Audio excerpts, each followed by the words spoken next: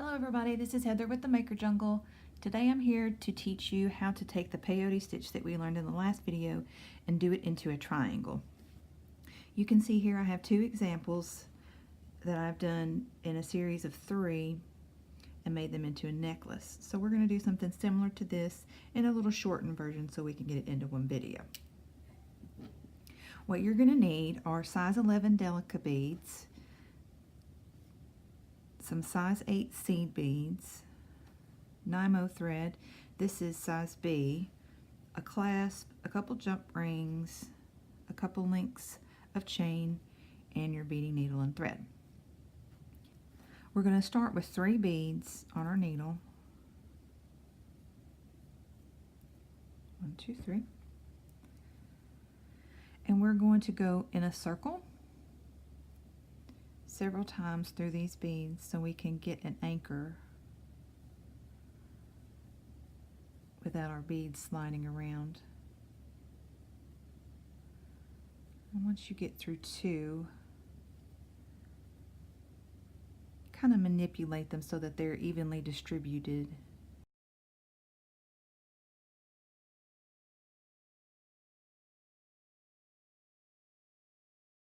I'm going to go back through the circle again.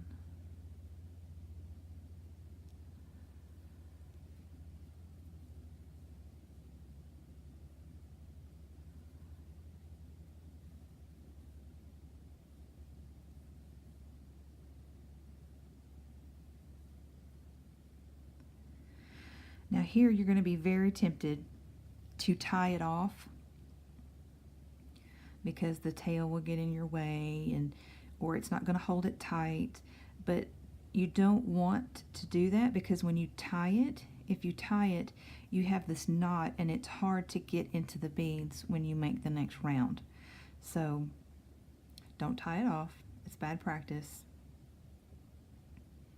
All right, so this is going to be the first corner in our second row. So we're going to take 2 beads,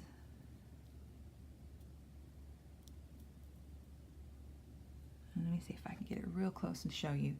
See, this is where your thread is coming out, so you want to go into the opposite one.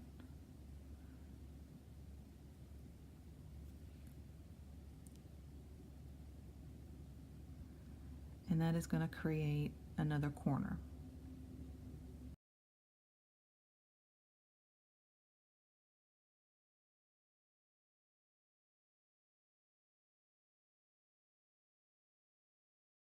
Okay, so for our next corner, we're going to take 2 beads and see our thread is coming out here.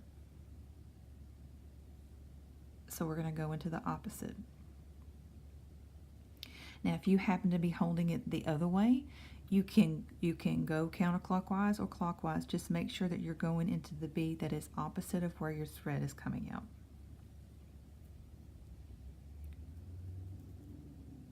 Okay, 2 more.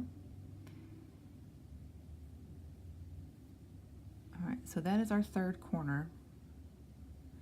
And you'll see you need to manipulate the beads just a little bit, just a little flick of your fingernail or your needle, and it will come into shape like that.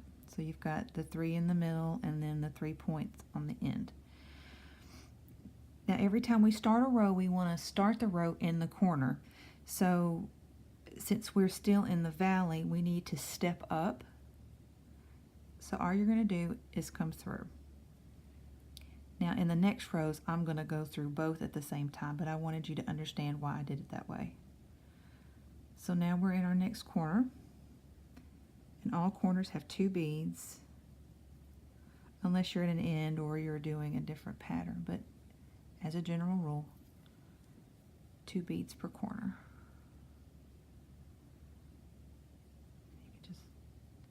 And try to keep your thread nice and tight. This is what I mean by the tail getting in the way. You can hold it on the opposite side and it'll help manage it just a little bit. Okay, so now we're on this row and you can see that there is a valley in between the next corner.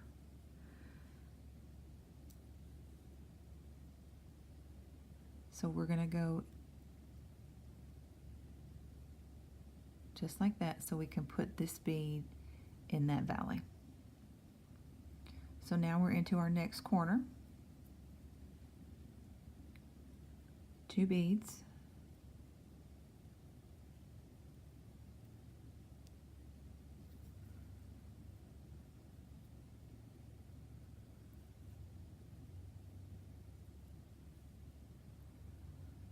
Okay.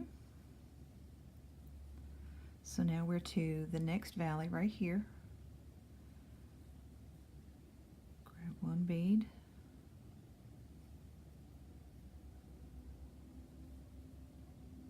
Okay. So now we're on to our next corner.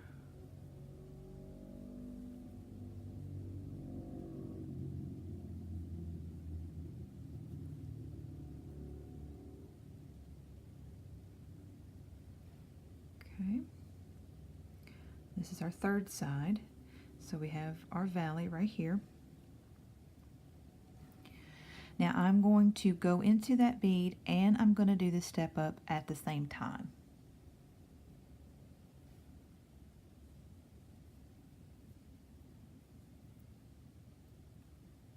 So now our third row is complete. You can see we've got our 3 in the middle, and then the next row and the next. And sometimes the corners just don't want to pop just right, and you just flick it a little bit and it'll go right into place.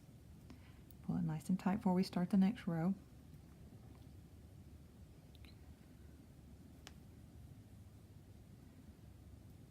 So this corner we have 2.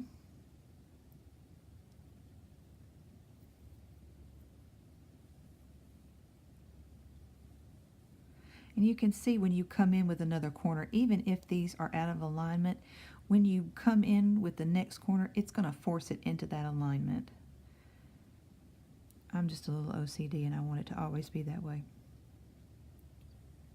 But you don't necessarily have to do that. So we're going to have 2 valleys on this side. One here.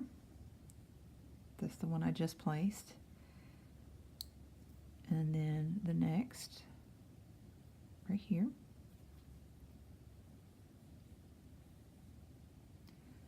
Onto the next corner. We've got 2. And the great thing about this technique is you can do it in different colors and different patterns. And if you look up triangle peyote in Pinterest, there's thousands, hundreds and thousands of patterns that you can choose from. A lot of great designers. All right, we'll do our 2 on this side.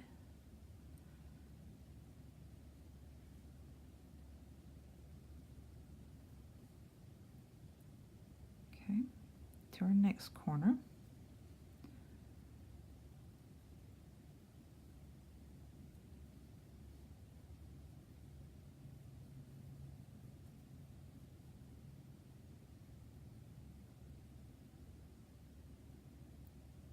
This is our last side.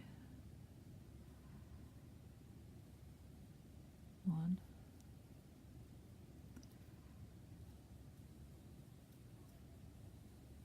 Oh, I lost my thread.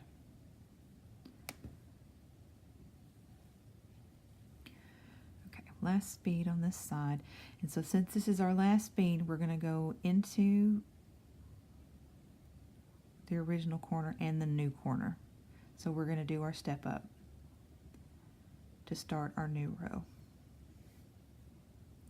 Okay, so now we have 4. You can count it from the center, 1, 2, 3, 4. If you're ever following a pattern and you're not sure which row you're on, you can count. If you count from the 3 in the middle and just count up, that's how many rows you have. I'm going to do one more row of the blue. So we've got our corner.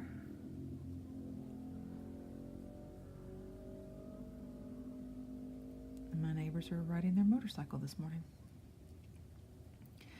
Okay, so we're going to have 3 valleys on this side. 1, 2, 3. So each row is going to increase by 1 valley. 1,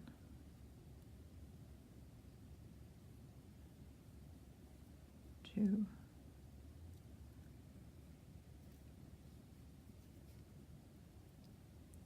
3. All right, our second corner. If you go on my Instagram page, you can see I have a picture up of a necklace that I made for my mother a couple years ago, and I used the triangle peyote. I actually did it as a 3D little puff. It's really cool.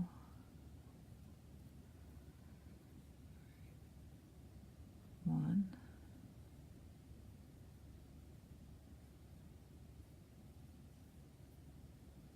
2, 3. And if you ever have to set it down and you come back, you can count the side that you're on, and based on how many valleys you have on each one, you can tell kind of where you are. That happens to me a lot. Kids and pets and, you know, everything. I get distracted from what I'm doing, and I have to lay things down quickly, and I come back and I have to reverse engineer where I am. Okay, so now we're on our last side. So we're going to have 3 on this side, and then we're going to step up. 1,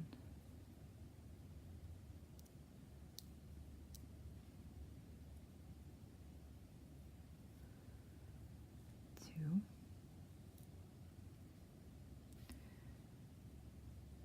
3, and step up. Okay, so now I have 5. I'm going to model it after this one. You can see I have 2 rows of red. In this one I only did 1 of the contrasting color on the outside, but I'm going to do 2 on this one because I want that red to be a solid color. I want a nice solid line around it. Okay.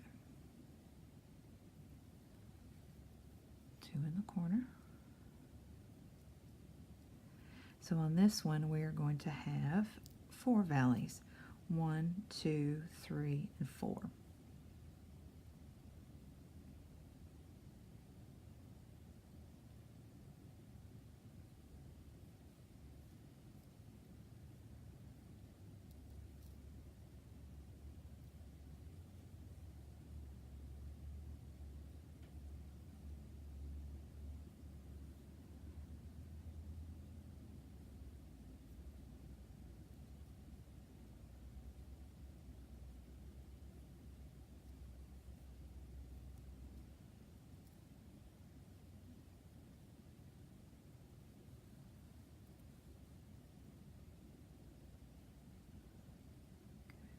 Next corner.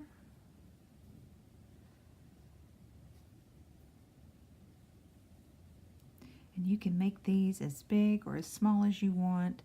Just depends on what your project is.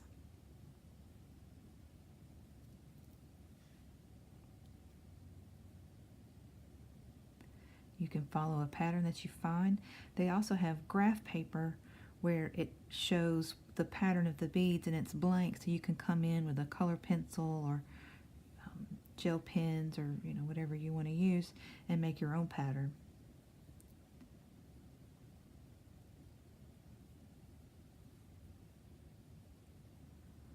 Sometimes I have to do that because I can't find what I'm looking for.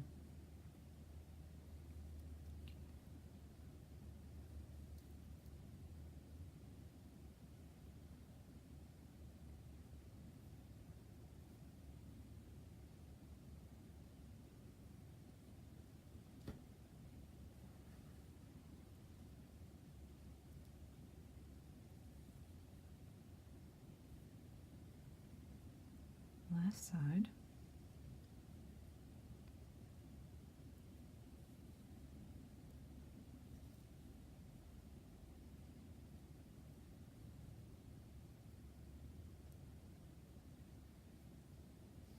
we're going to do our step up.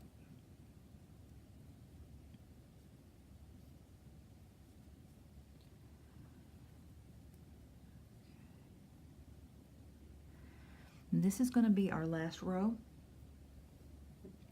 And we're going to do this one just a little bit different. This is where we're going to take our size 8 seed beads and we're going to put them in each corner because we're going to use those to put our jump rings in to connect our chain to. So just take your size 8 bead and put it into that corner. So it's going to look like that. And then we're going to have 1, 2, 3, 4, 5 valleys.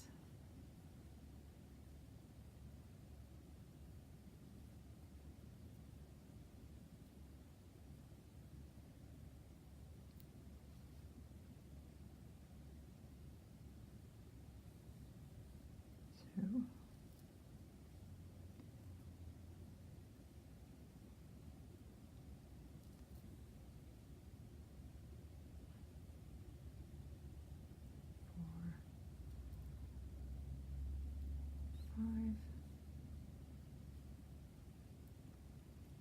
okay, so now we're into our other corner. Take your size 8 bead,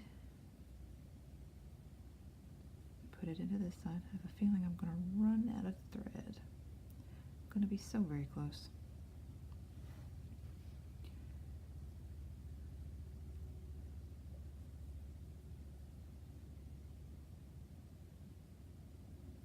We'll see how far I can stretch it. It's always a challenge to me.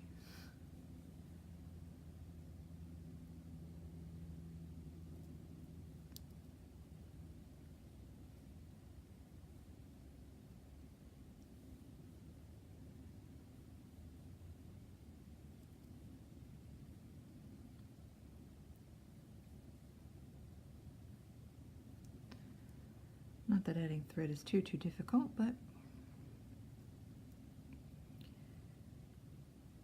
I still like to see how far I can push it. Okay, now in our bottom corner, for simplicity's sake, I'm just going to do a normal corner. If you wanted to, you could come in with a crystal or a drop bead, or you could do a little piece of fringe.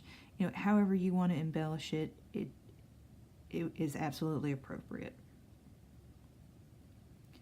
That's what I love about this. You can just do it any way you like. Make it what you like, what you want. But I'm just going to do a regular corner just for simplicity's sake.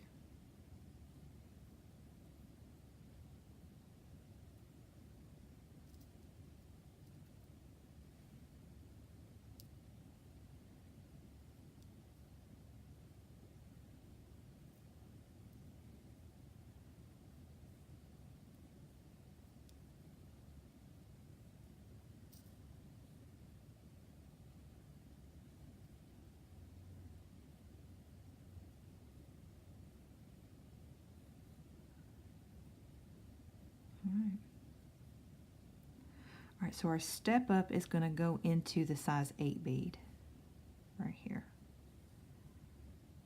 Now I'm going to walk this across to secure my thread, and I'm going to try to catch this size 8 bead on this side as well, because I want to secure it a little bit. There's not going to be a lot of weight on it, but depending on how big of a piece you do, if you do it 3D and it's got a lot of filling in it,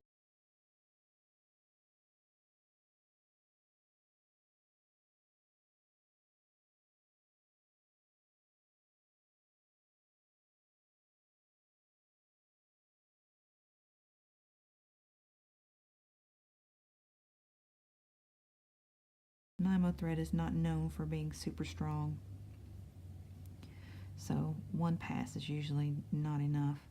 All right, so I'm going to come through this last red and into this size 8. And then I'm going to work through as many as I can just to make sure the thread doesn't come out.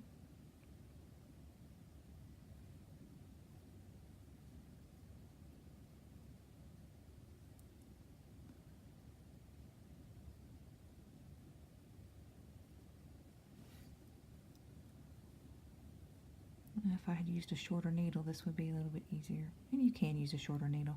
This just happened to be the one I had right close. I'm going to do one more.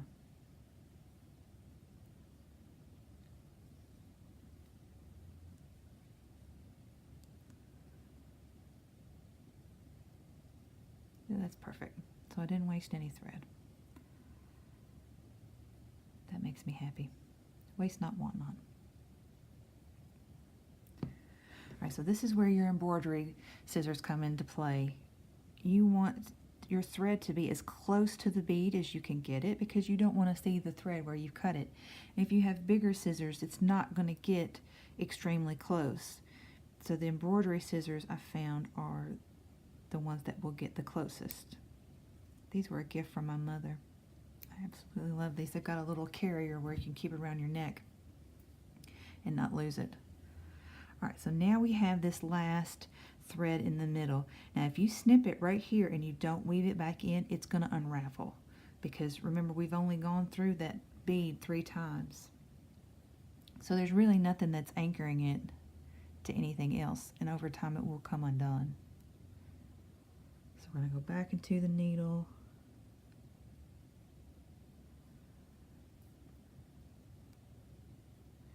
We're going to come up and we're just going to go through a couple of these rows in a circular pattern just so that it can't pull.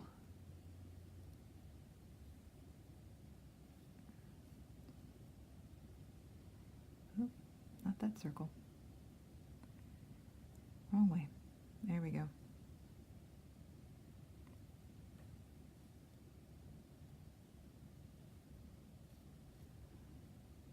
And it may take you some time to learn the path of the thread.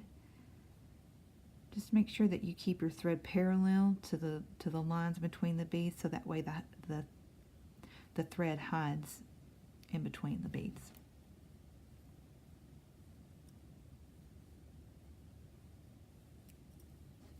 Snip it really close. Alright, so now we have our piece right here. Get this out of the way. Alright, so we're going to take our jump rings.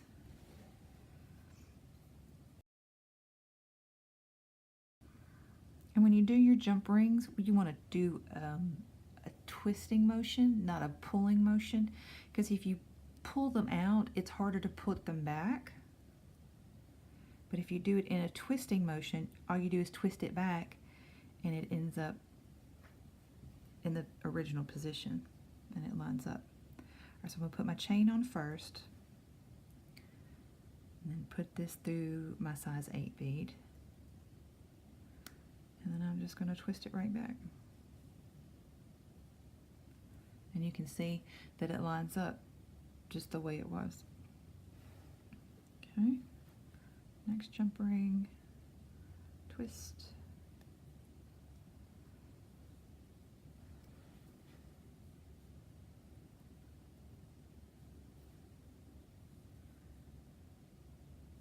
To our last bead. Twist it back. So now you have that. So you just take your jump rings and put them on the opposite ends. Oh, I can't find that. Split, here it is. So you're going to put these on the ends of your chain, and that's what we're going to use to secure it.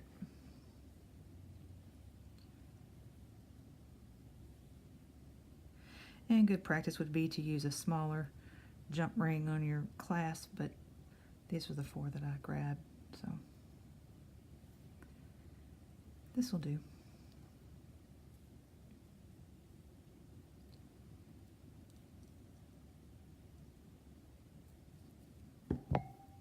And there you have it. Nice, quick little trendy chain. Easy project. I hope you enjoyed the tutorial this week. If you have any questions, just let me know. Leave me a comment. If you have any suggestions, leave those too. I'd love to hear from you, and I hope to see you next time.